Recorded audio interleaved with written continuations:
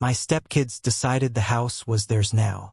So I left, along with the mortgage, taxes, and credit cards. When the letters from the IRS showed up, they suddenly remembered my name. Don't forget to subscribe and share your experiences below.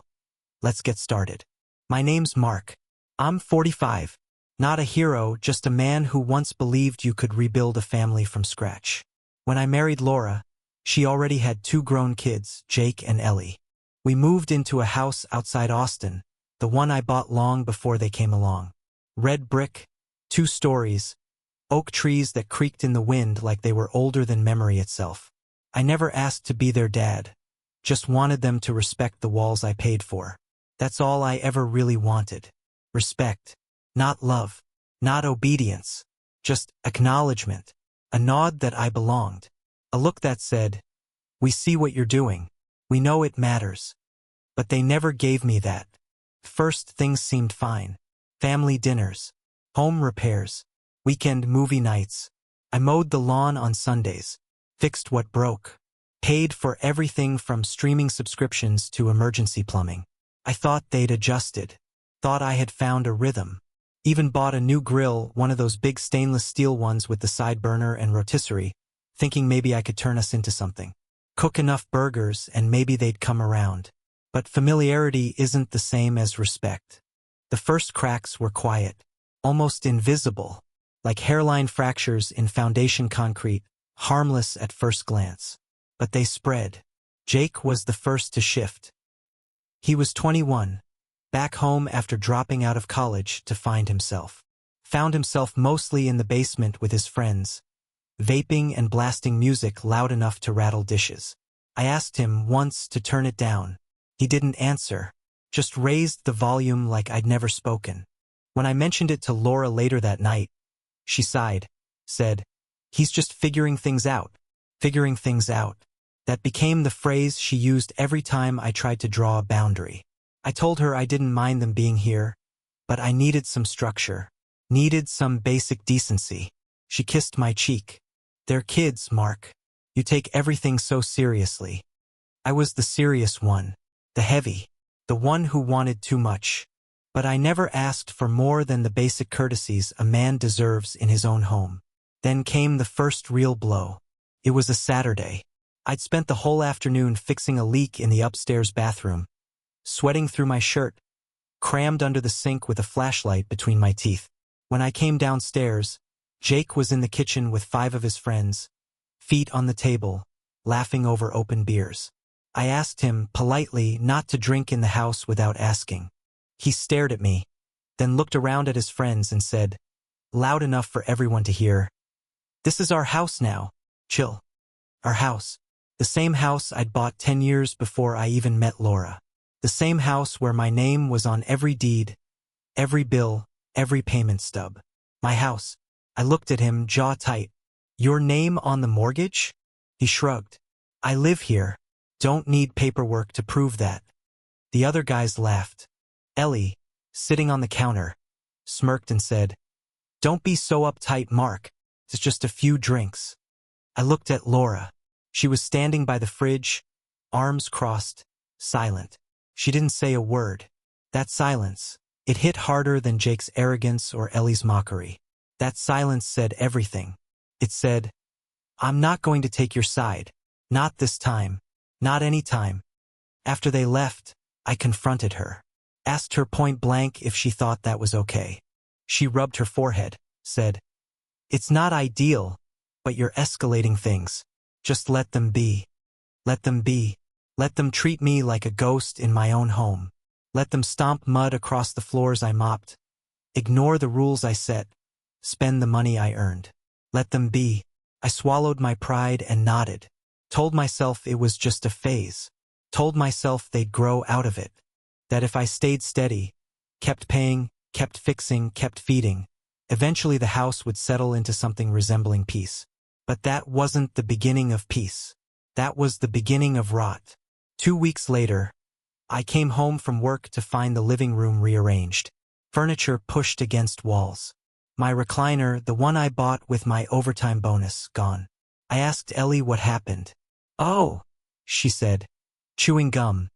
barely looking up from her phone. We gave it to Goodwill. It was old and ugly. Gave it away. Without asking. Without hesitation. It was mine, I said. She rolled her eyes. You never used it. It was just taking up space. I looked around. Photos of Laura and the kids on every wall. No photos of me. My books boxed up. My tools buried under their junk in the garage. Every trace of me minimized. Pushed out. That night, I found the recliner by the curb. They hadn't even driven it to Goodwill. Just dumped it outside like trash. A few neighborhood kids had carved their initials into the leather. Beer had been spilled across the armrests. I stood there under the porch light, looking at it like it was a dead animal. That's when I realized something. I was being erased. Not suddenly, not loudly, but slowly, quietly, room by room, decision by decision. I was a background character in a home I built. Still I stayed. Still I hoped. Until the night Jake threw the party. He didn't ask permission. Didn't even mention it. I came home from work at 11 p.m. Bone-tired, and the house was full of strangers. Music vibrating through the windows. Smoke thick in the air. Kids in every room, some passed out, some screaming. Red cups stacked in pyramids on the counter. One guy urinating into the sink while another filmed it on his phone. I found Jake in the backyard, sitting by the fire pit, drink in hand. I told him to shut it down. He looked up, drunk and amused, and said, "Relax, Mark. You're not my dad." That stopped me cold. "You're not my dad." He didn't shout it, didn't sneer, just said it like it was the weather, like I was the idiot for ever thinking otherwise. I went inside, told Laura what he said. She looked tired, didn't make eye contact. "He's drunk," she said. "You shouldn't take it personally." Personally? My authority, my presence, erased in 6 words. And she wanted me not to take it personally? I spent that night cleaning vomit off the stairs while Jake and Ellie laughed in the kitchen about how uptight I was. It was past midnight when I found myself alone in the garage, staring at my old toolbox. My hands were black with grime. My knees ached. I thought about all the years I'd spent trying. About every moment I stayed quiet to keep the peace. That was the moment I stopped pretending. That was when the cracks turned into fractures, and I started watching the walls fall inward. It didn't happen in a storm. There was no screaming, no broken dishes, no dramatic walkout. It happened in small, precise incisions. Cut so quiet you don't notice the bleeding until the floor is slick beneath you. They said they wanted to simplify things. That was the phrase Jake used, standing in the doorway of my home office like he owned the place. "We're just trying to simplify your life, Mark." I looked up from my laptop mid-email. He held up the old router, my router, and dropped it into a box marked Donate.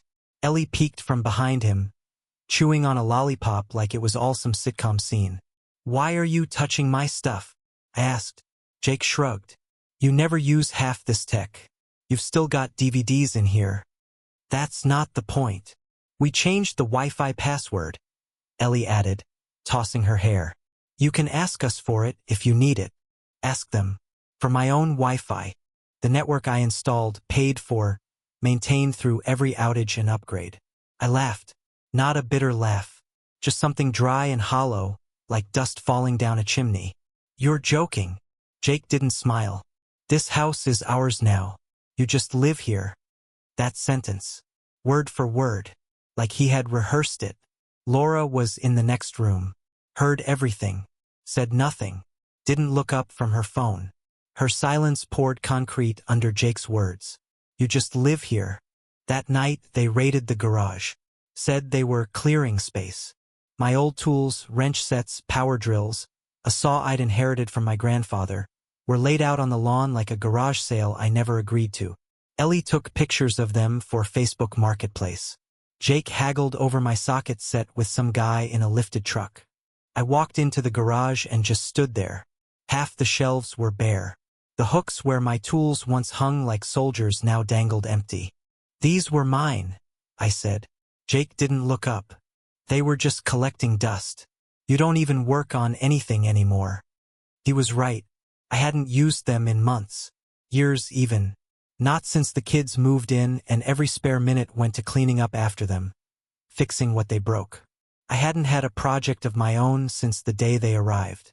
Laura came out to the driveway. I thought maybe, just maybe, she'd say something. Tell them to stop. Tell Jake to put it back. But she just looked at me with that same tired expression. Like this was the price of peace. "You're being dramatic," she said. "Let it go. Let it go." I looked at her. Really looked. And I saw it clear for the first time. She wasn't blind to it. She wasn't caught in the middle. She had chosen a side. Quietly, without ceremony. She had aligned herself with the blood that came before me. I was a visitor in my own marriage. A financier with a ring. That night I didn't sleep. I lay on my back, staring at the ceiling fan rotating like the hand of a clock that wouldn't stop counting down. At 5:17 a.m. I got up, showered, got dressed, ate breakfast alone. Then I packed my laptop, a few clothes, my paperwork. No rush, no anger, just a steady calm like I hadn't felt in years. I walked out the door without slamming it. Didn't leave a note. Didn't make a speech. I drove into town, found a cheap extended stay suite near I-35. Paid for a month up front. Set up my laptop. Sat in silence. And then I started clicking. Bank accounts. Mortgage portals. Utility logins. I pulled up every automated payment connected to the house. The house I bought. I maintained. Every bill, electric, water, gas, HOA, even the landscaping service I'd hired so Jake wouldn't have to lift a finger. All of it had one name on it. Mine. So I flipped the switches. Autopay, off. Recurring payment. Cancel. Card on file, removed. Insurance on the property. Terminated. Mortgage draft. Disabled. Property tax escrow. Paused. In 30 minutes, the house went from financially sound to a ticking time bomb. Then I sent 3 emails. One to my accountant. One to my lawyer. One to the property manager I used for my rentals out in San Antonio. Subject line: new status. Residents to revert. Kept it cold. Clinical. I wasn't angry anymore. I wasn't anything. They said the house was theirs. I agreed. If it's yours, you pay for it. For 3 weeks I heard nothing. Total silence. Which, in a way, confirmed everything. They hadn't noticed. Hadn't questioned why the water kept running. Why the lights stayed on. They lived like children pretending to be kings. Confident the castle would never crumble, no matter how they kicked the stones. Photos popped up on Ellie's feed. Home vibes. She wrote, captioning a picture of her and her friends in the living room. Wine glasses in hand. New chapter. Jake posted, string lights over the pool. You'd think they were celebrating some victory. The house, as far as they were concerned, had been conquered. I watched it unfold like a man studying his own funeral. I didn't comment, didn't call, didn't check in, but I tracked the accounts like a surgeon watches vitals. October arrived, and with it the first signs of decay. A late notice from the power company. A property tax envelope, thick and urgent, marked final. I knew they'd ignore it. Thought maybe it was a clerical error. That things just work out. Then came the water shut-off notice. That was the first red flag they couldn't ignore. I got a text from Ellie. Hey, something's wrong with the water? Do you know what's going on? I didn't reply. 3 hours later, Jake called. First time in months. Hey man, we're getting these letters about payments and like taxes or something. There's this one that says we need your signature or there's going to be a lien. I don't really understand it, but I cut him off. It's your house now. Handle it. There was a pause. I heard a voice in the background, high-pitched, shaking. Ellie? Laura? Didn't matter. He started to say something else, but I hung up. Later that night, Laura texted. For words, you went too far. I stared at the screen for a long time. Then I powered off the phone. No reply, no apology, no explanation, just an accusation. As if my silence, after years of abuse, was the crime. Not theirs. They thought I'd eventually return. That I'd buckle. That I'd swoop in and fix it like always. But this time I wasn't fixing anything. This time I was the crack they couldn't plaster over. The next morning, I forwarded the bank notices to my lawyer. Told him to let the foreclosure process begin. Technically, the house was still mine. But emotionally, spiritually, that place was long dead. Let it burn. Let them feel the cold for once. They thought respect was optional. That my role was replaceable. That silence equaled permission. They were wrong. And they were about to learn that some men only look quiet until they decide to disappear, and take everything with them when they go. I expected rage. Or at least recognition. Instead, they celebrated. For the first few weeks after I walked away, their world lit up. Jake hosted another party the night after the water shut off, posted a photo of the backyard with a caption, "No dads. No drama." Ellie followed with a reel, her spinning barefoot in the kitchen to music blasting from a Bluetooth speaker I'd bought. The comments were a flood of fire emojis and "Yas Queen," as if chaos was chic and their life had become a sitcom without consequences. Laura didn't post anything, but I saw her in the background of their selfies, drink in hand, smile carefully arranged. A hostage who'd mistaken her captors for family.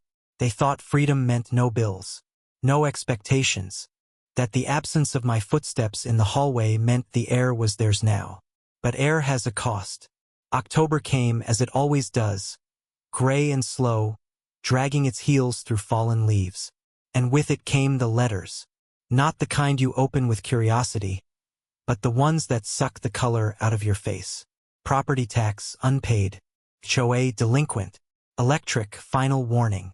Mortgage, 2 months in arrears. I didn't need to ask how they reacted. I imagined it easily. Ellie waving a pink envelope at Laura, demanding answers. Jake scoffing, saying he'd take care of it, while Googling how to get an extension on mortgage payments. Laura, quiet, trying to text me instead of asking the man-child drinking on her couch to help cover the $3,800 overdue balance. They had a little savings. I knew that. Laura had a teaching job, part-time. Jake worked at a vape shop 2 days a week. Ellie was in between things, which meant she scrolled Pinterest while wearing oversized sweaters and calling it a career search. But my money had been the engine, the silent current beneath the surface. Without it, the lights dimmed. Literally. I got the notice from the city. The water had been turned off due to non-payment. A red tag stapled to their front door. A small thing, but devastating. You don't realize how much of your dignity runs through copper pipes until it stops. Then came the bank. 3 months delinquent. Foreclosure initiated. The process was slow, it always is. There's a rhythm to bureaucratic collapse. First the letters. Then the phone calls. Then the inspections. Then the knocks. Jake called me again. This time he sounded like a different person. The cocky inflection gone. Voice clipped. Thin. There's, someone from the bank came by. They need you to sign something. I sat at the small table in my rented suite, staring out at the gas station across the parking lot. You said the house was yours, I replied. Handle it. Mark. He said my name like it might break the spell. It's serious. They're saying if something isn't done soon, we could lose the house. I didn't answer. There was a sound behind him, a choked sob.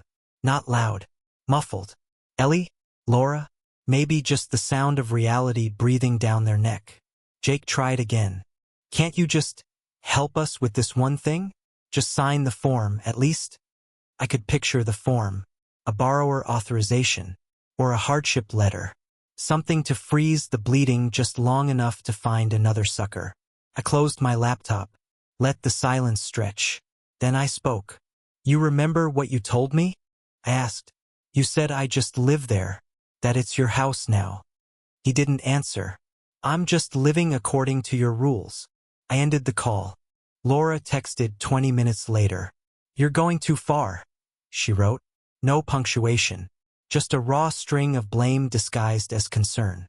I didn't reply, not because I didn't have the words, but because for once silence was my weapon, and I'd spent years sharpening it. November came. The bank scheduled an inspection.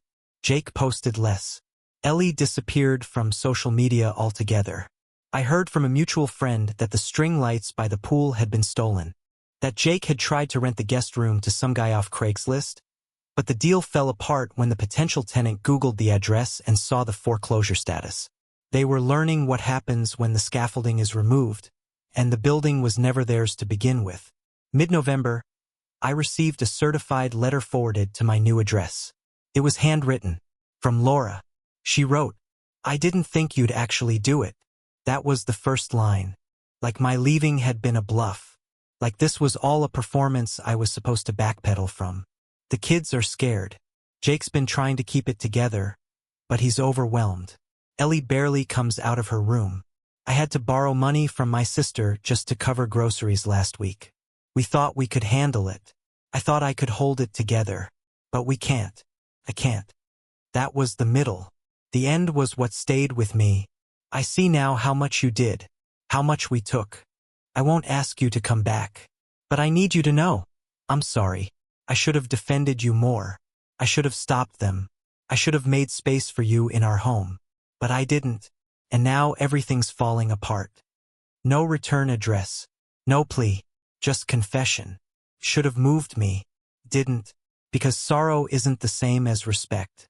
And now they had neither. A week later, the house hit pre-foreclosure listing status. I checked the public records, unpaid balance north of $15,000. The HOA filed a lien. Property taxes rolled into penalty. The city marked the pool as a health hazard. The house, my house, was dying. And I didn't feel guilt. I felt peace. Because for the first time in years, I wasn't the one being drained. I wasn't the one being erased. They were finally meeting the life I'd shielded them from. And it was looking them in the eye. Let them panic. Let them sweat. Let Jake hold the past due bill in his hand and understand that arrogance doesn't pay interest. Let Laura pace the floors I once cleaned, searching for the man who used to fix everything. Let Ellie learn that pretty captions don't cover the smell of mold when the AC goes out and no one's there to fix it. Let them all taste what they served me. Invisibility, dismissiveness, disrespect. Because the bill always comes due. And this time I wasn't footing it. January arrived with the foreclosure notice. The email came at 7:42 a.m. Subject line in bold. Notice of trustee sale. Final warning. Attached was a PDF with my name, the address, and a date. February 12th. That's when the house would be auctioned. Public record. Anyone could attend. Anyone could bid. I didn't open the file. Didn't need to. I stared at the subject line until the coffee in my hand went cold. And then I closed the laptop. I felt nothing. Not sadness. Not victory. Just silence, heavy and honest. The kind of silence that used to terrify me. The kind that now tasted like freedom. I walked outside. The motel parking lot glistened with a thin layer of frost. My car was covered in it. I scraped the windshield in slow, deliberate circles. I had nowhere to be, no one waiting. And yet, for the first time in years, I felt like I was exactly where I belonged. There's a strange peace in watching the world you built collapse without you. Like standing on a hill, watching the fire consume a house you once lived in. Knowing you'd already salvaged what mattered. If they ever thanked me, I never heard it. What I did hear, eventually, was the unraveling. Jake called again. I let it ring. Then he texted. They're gonna sell the house. Can't you stop it? You still own it technically, right? Technically. As if the word technically made me accountable for anything anymore. Then came Ellie's message. I get it now. Okay, we get it. But this is serious. We could be homeless. Mom's been crying every day. I didn't respond. Not because I wanted to punish them, but because I had already spent years responding to every insult, every dismissal, every silence. This was their turn to sit in the stillness. 3 days later, Laura showed up at my motel. I saw her car pull in. I watched from behind the curtain. She sat there for a few minutes, engine running, staring at her own hands on the steering wheel.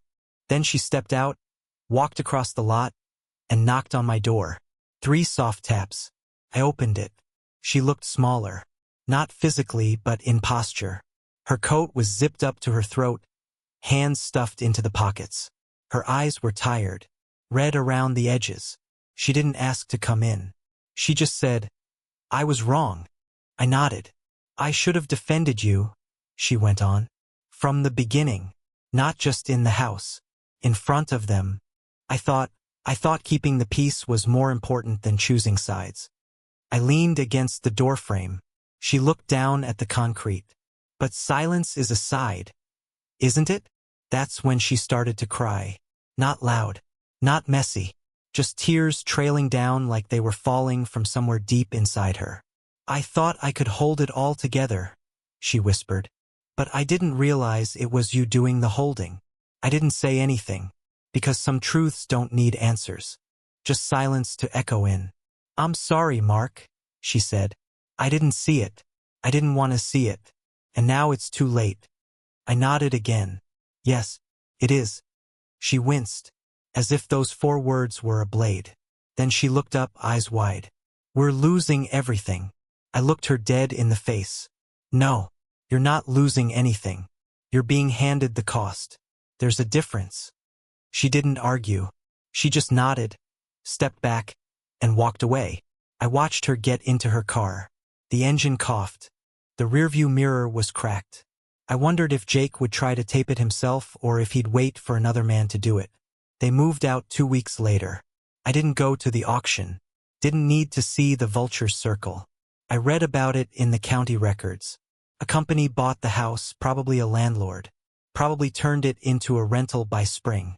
I drove by once in March. Just once. Windows were new. The old swing on the porch was gone. The hedges trimmed back. My name was still carved into the concrete of the front step. A small, faded M. R. I'd etched there with a screwdriver the day I got the keys. No one noticed it. No one ever would. That was the final confirmation. I had been erased. But in being erased, I had finally escaped. I found a new apartment. Nothing big. Just enough. I started walking more. Cooked for myself. Took a night class at the community college, woodworking of all things. My hands remembered the rhythm. The feel of sanding blocks, the bite of a chisel. I made a small chair in 6 weeks. Not perfect, but real. And I didn't post a single photo of it. Because no one needed to see it for it to matter. One night in April, I got an email from Ellie. Subject: "Just wanted you to know." She wrote, "We're living with Aunt Sharon now. Jake got a job at a dealership. Mom's working full-time. Things are different. Quiet. We talk more. We fight less. I think we understand now what you were carrying. We were blind. I was blind." Then the last line, "I don't expect you to forgive us. Just wanted you to know you weren't crazy." I stared at it for a long time. Then I deleted it. Not out of spite, but because closure doesn't always come through apologies. Sometimes it comes through absence. Through deciding that a chapter doesn't need a bookmark. It needs to be shut. They'd come to see the truth. Good. But that truth lived in the ruins of what they'd burned. And I wasn't going to sift through the ashes for comfort. Years of my life went into that family. Money, labor, time.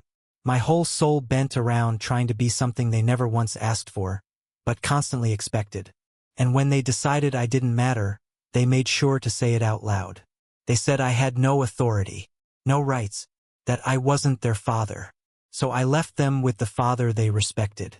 The one they claimed. Let him catch them when they fall. Let him explain where the heat went in winter. Why the bank came. Why the lights don't work. Why the walls smell like mold and no one's there to fix it. Let him teach them the lessons I was never allowed to give, because I wasn't real to them. Just convenient. There's something liberating about no longer being convenient.